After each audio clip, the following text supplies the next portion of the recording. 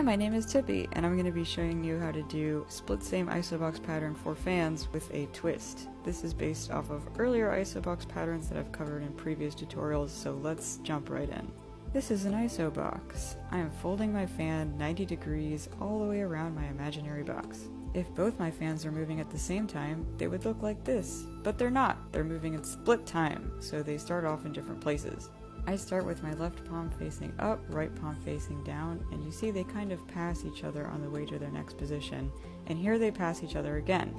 For the third step, my fans come together and the backs of my hands are touching each other. Instead of finishing the pattern I normally would if I were using double staff, I push my arms out to the side.